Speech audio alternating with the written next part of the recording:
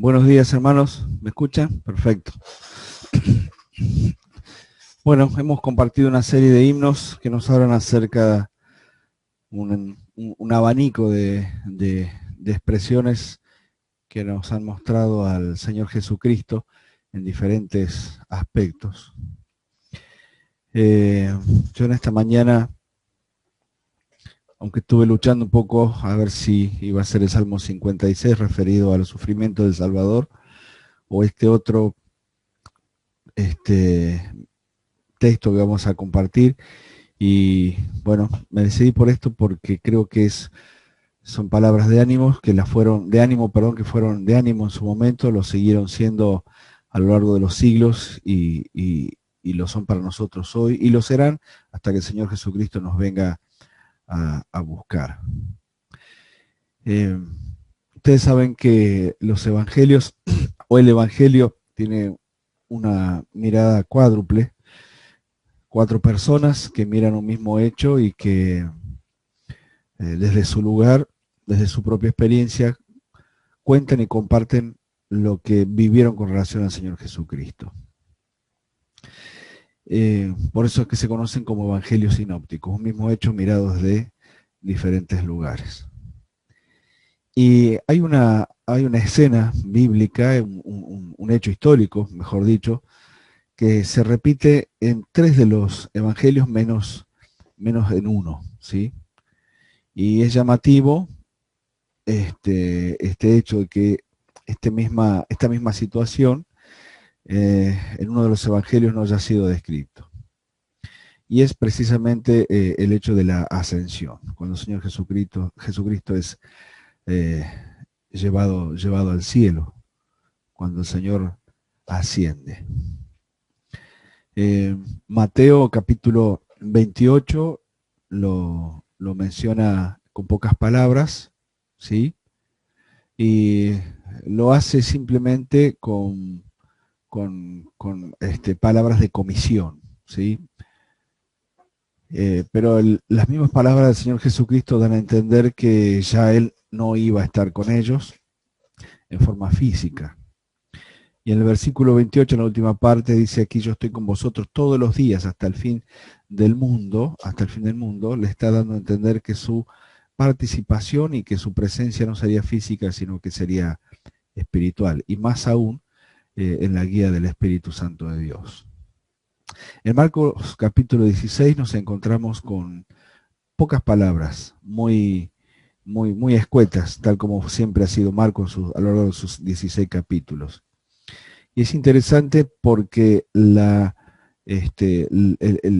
actitud siguiente o la reacción siguiente de los discípulos después de ver al Señor Jesucristo ascender al cielo fue nada más que esto, como dice el versículo 20 de Marcos 16, y ellos saliendo predicaron, ayudándoles el Señor, confirmando la palabra con las señales que le seguían. Amén. Es decir, Marcos siempre tan práctico y en representación, tal como se conoce el Evangelio de Marcos, el Evangelio del buey, porque es el que trabaja, el Evangelio del siervo, del que va a trabajar. Se ve que tuvieron muy en cuenta las palabras de su Señor, porque después que les habló fue recibido arriba en el cielo, se sentó a la diestra de Dios. Esa es la escueta explicación de Marcos, podríamos decir de Pedro a través de Marcos, y dice que la inmediata reacción a la ascensión del Señor Jesucristo fue ir a servir y a trabajar para Él.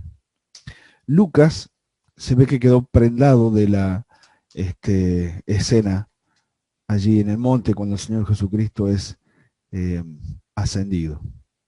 Y en el capítulo 24, en el relato de la ascensión, dice que lo sacó fuera hasta Betania, versículo 50, Lucas 24:50, dice que lo sacó fuera hasta Betania, alzando sus manos los bendijo, y aconteció que bendiciéndolos, se separó de ellos y fue llevado arriba al cielo. Ellos, acto seguido, los discípulos, y nos vamos teniendo un panorama más completo de todo lo que sucedió en ese momento, dice: después de haberle adorado, volvieron a Jerusalén con gran gozo. Y ellos estaban siempre en el templo, alabando, bendiciendo a Dios. Y podríamos agregar el versículo 20 de Marcos 16, predicando en todas partes, ayudándole al Señor y confirmando la palabra con las señales que le seguían. Amén. Evidentemente este relato prendó el corazón de Lucas y no se quedó simplemente con unos pocos testimonios, sino que, de acuerdo a su carácter periodístico e historiador, indagó mucho más, preguntó mucho más, y en Hechos capítulo 1 encontramos el cierre completo de esta escena. Es decir, la escena es sencilla. Los discípulos afuera, cerca de Betania, en el monte de la Ascensión. Los discípulos contemplando al Señor Jesucristo yéndose y el Señor hablando hacia ellos, confirmándolos y bendiciéndolos, se separa de ellos y es llevado arriba al cielo. Y en Hechos capítulo 1, versículo 6, nos encontramos con lo que sucedió inmediatamente después. Este, a este hecho único e irrepetible como fue la ascensión del Señor Jesucristo. Dice en Hechos 1, capítulo 1, versículo 6, lo siguiente. Lucas es el que escribe, Lucas es el que relata. Dice, entonces los que se habían reunido le preguntaron diciendo, Señor, ¿restaurarás el reino a Israel en este tiempo? Y el Señor les dijo, no les toca a vosotros saber los tiempos o las sazones o las razones que el Padre puso en su sola potestad, pero recibiréis poder cuando haya venido sobre vosotros el Espíritu Santo, y me seréis testigo en Jerusalén, en toda Judea, en Samaria, hasta lo último de la tierra. Versículo 9. Y habiendo dicho estas cosas, viéndolo ellos, fue alzado, y le recibió una nube que le ocultó de sus ojos. Y estando ellos con los ojos puestos en el cielo, entre tanto que él se iba, y aquí se pusieron junto a ellos dos varones con vestiduras blancas, los cuales también les dijeron, varones galileos. Galileos en su totalidad porque Judas ya no estaba, porque era de Quiriot, Judas Iscariote. Los cuales también le dijeron, varones galileos, ¿por qué estáis mirando al cielo? Este mismo Jesús, que ha sido tomado de vosotros al cielo, así vendrá como la habéis visto ir al cielo. Toda separación es difícil, toda.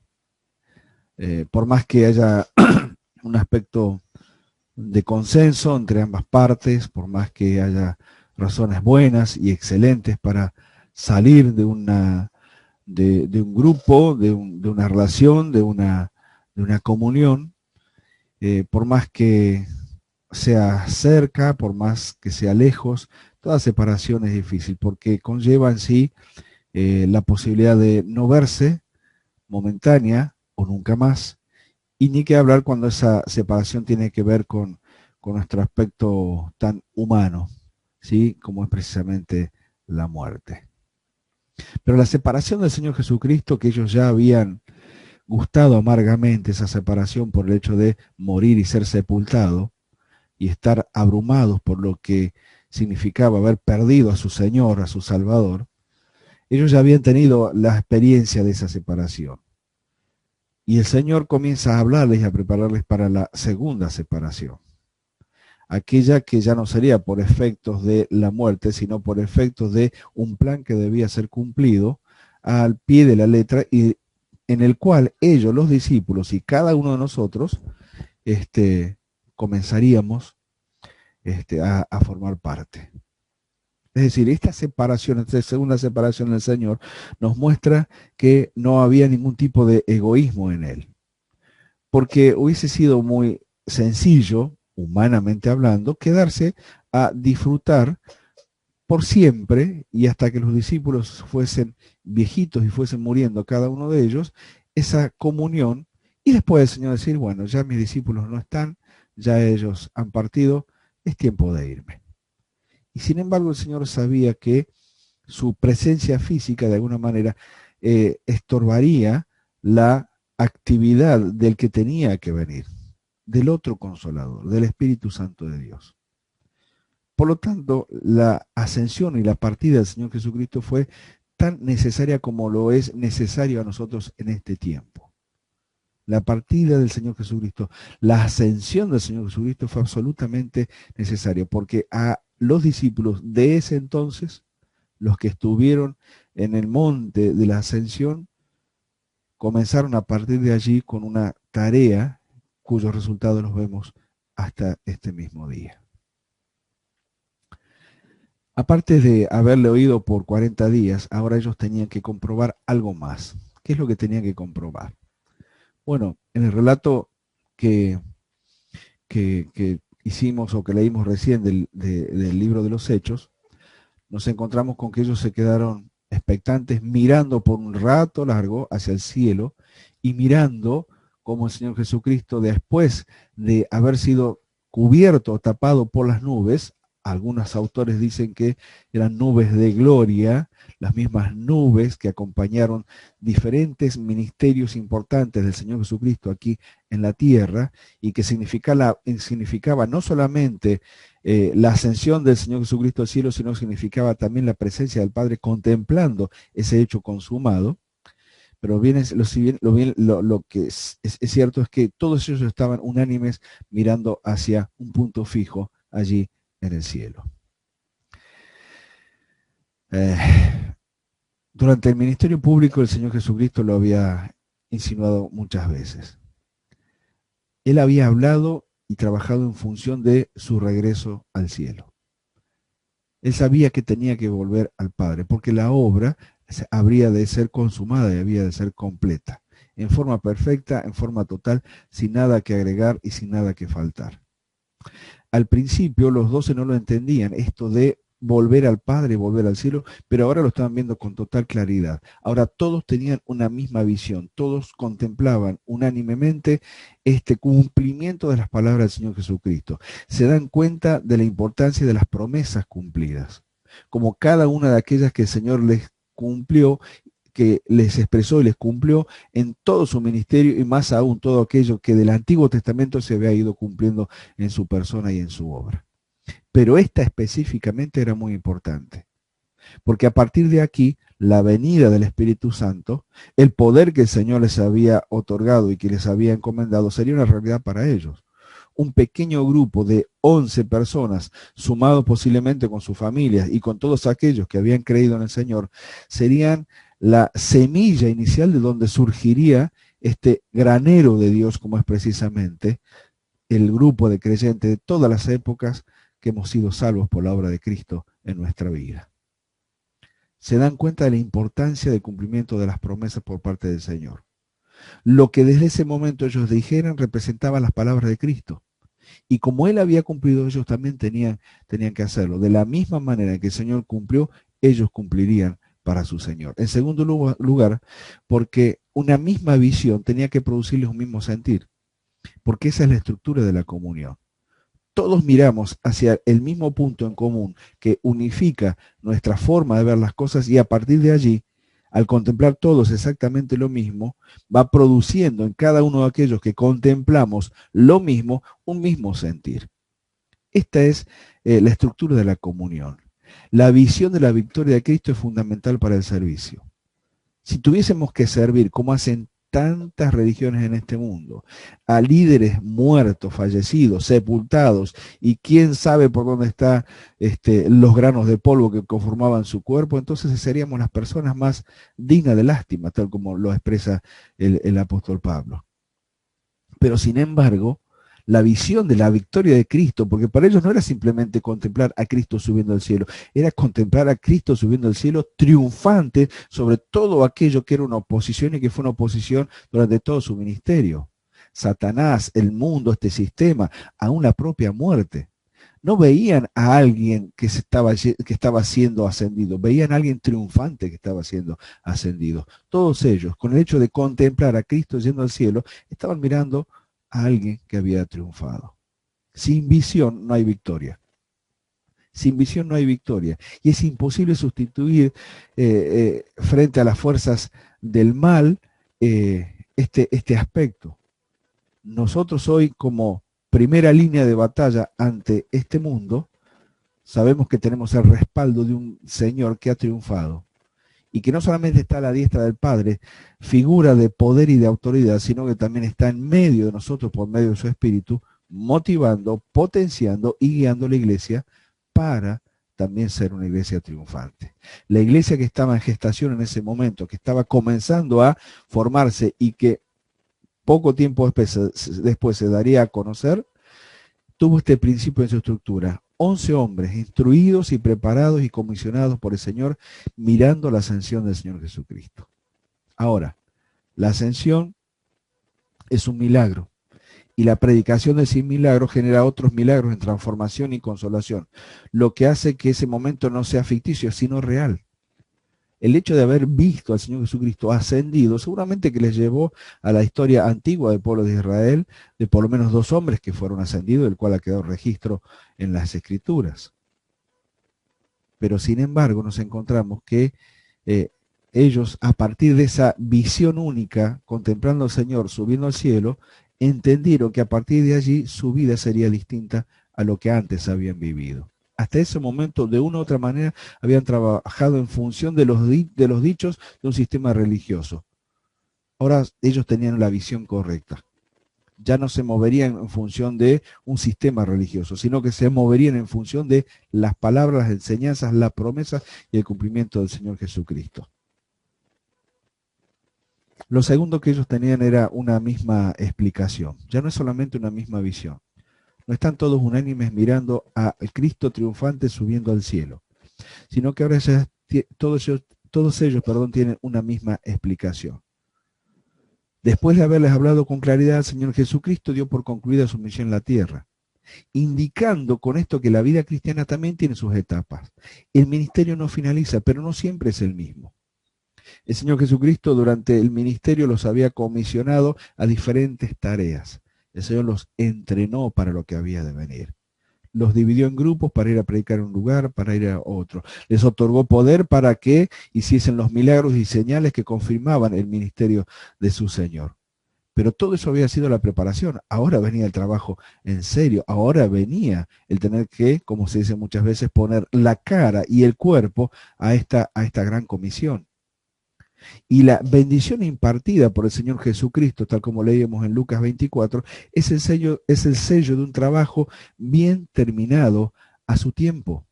Es el sello de un trabajo que se hizo bien. Y el Señor sabía claramente que los había preparado para esto. Dice el versículo 51 de Lucas 24, y aconteció que bendiciéndolos se separó de ellos y fue llevado al cielo. El Señor no tuvo ningún problema en irse y dejarlos, porque los había preparado para la tarea que tenía que venir. Todos entienden lo mismo. Todos ellos entendieron lo mismo. Ninguno se quedó con dudas diciendo, pero ¿no será que esto lo dijo de esta manera? No, me parece que No, todos entendieron lo mismo. Y en este sentido se iba dando forma a lo que es la comunión. Entender lo mismo, mirar lo mismo, sentir lo mismo y compartir lo mismo. Simplemente había sido planeado, prometido y ahora cumplido. Todos por igual entienden lo mismo, viven lo mismo, se disponen a hacer lo mismo, un solo objetivo. Habían visto y pasado por aflicciones y ahora comprenden el valor de esas aflicciones. Se dan cuenta de que en las manos de Dios el dolor siempre termina en gloria. ¿Por qué? Porque lo vieron en su Señor, en su Salvador. En las manos de Dios el dolor siempre termina en gloria. Y sin duda que esta expectativa los preparó a cada uno de ellos para todo lo que habrían de morir. Tradicionalmente se dice que todos los discípulos murieron martirizados, salvo Juan, que murió de viejito. Pero todos los discípulos murieron martirizados. Para ellos, el dolor de la muerte física en las manos de Dios terminó en gloria. Y permítanme imaginar un poquito lo que habrá sido el encuentro de cada uno de aquellos discípulos, cerrando los ojos a este mundo, pasando de esta tierra a la eternidad, aún en medio de sufrimientos físicos, algunos aserrados, algunos quemados, Pedro crucificado cabeza abajo, cada uno de ellos muriendo posiblemente de manera terrible y sin embargo cerrando sus ojos a este mundo, encontrarse con su Salvador cara a cara, lo que habrá sido aquel encuentro de cada uno de ellos, inclusive Juan, aunque no murió por martirio. Entonces ya no es solamente una misma visión, no es solamente una misma explicación, sino que también es una misma expectativa. Porque en el monte de los de los olivos, el Señor los despide. Dice el texto allí en Lucas que estando ellos con los ojos puestos en el cielo, entre tanto que él se iba, perdón, en Hechos, dos personas con vestiduras blancas se pusieron junto a ellos.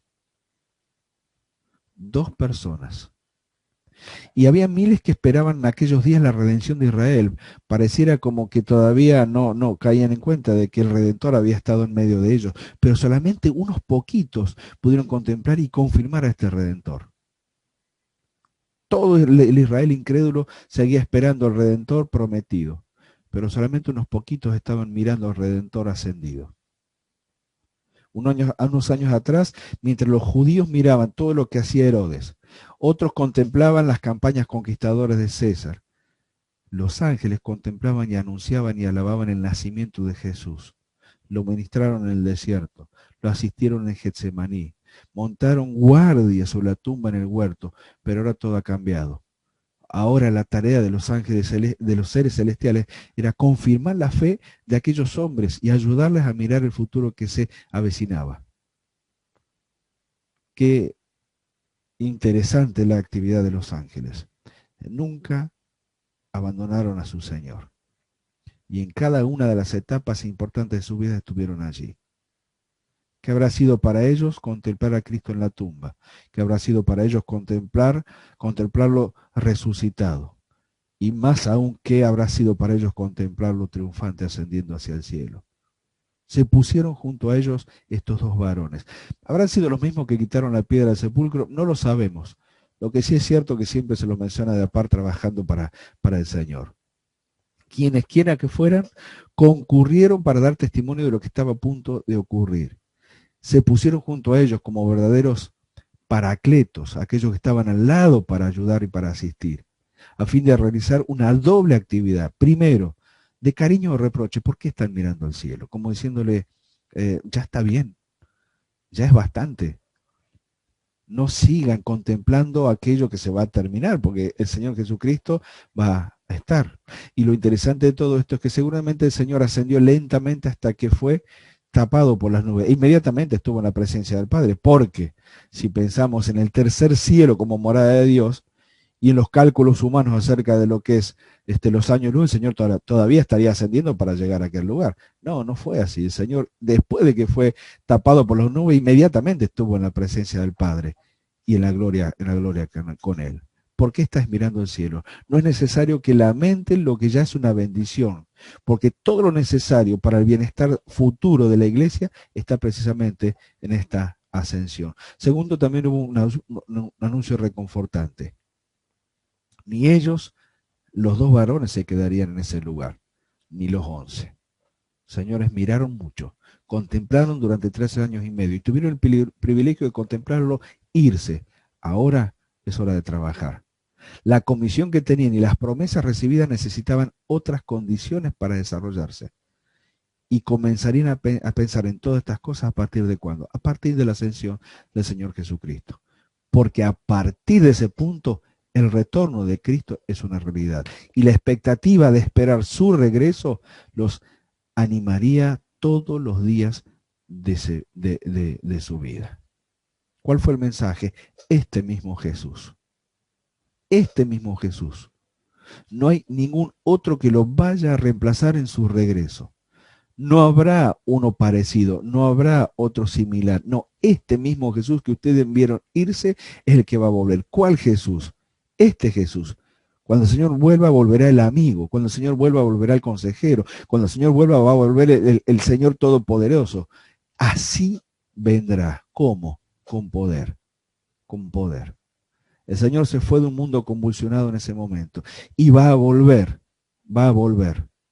a buscar a los suyos de un mundo convulsionado y posteriormente vendrá con los suyos a un mundo convulsionado. ¿Por qué? Porque es el único que puede poner el orden y la paz perfecta en esta sociedad lejos de Dios. Este mismo Jesús. ¿Cuál es nuestra reacción entonces ante este hecho? Bueno, vivir la inminencia del regreso del Salvador. Y esta inminencia indica por lo menos algunas cosas que voy a mencionar rápidamente por amor al tiempo. Sin santificar nuestro estilo de vida, más sinceridad en nuestras relaciones, más vitalidad en nuestro servicio, más hermandad en nuestra comunión, más paciencia en nuestro trato. Porque en definitiva fue exactamente lo mismo que los discípulos tuvieron que vivir en la espera de su Señor. No lo vieron con sus propios ojos, como quizás algunos de nosotros lo contemplemos. Si el Señor nos llamara en este momento, seríamos, podemos decir, la generación privilegiada de poder contemplar al Señor sin pasar por la sombra de la muerte. Lo seríamos, sin duda. ¿Lo esperamos, lo anhelamos? Yo creo que sí. Ninguno de nosotros espera pasar por la tumba. Como dice un himno más, no es la tumba lo que espero, Señor. La tumba, mi meta, no es. No lo es.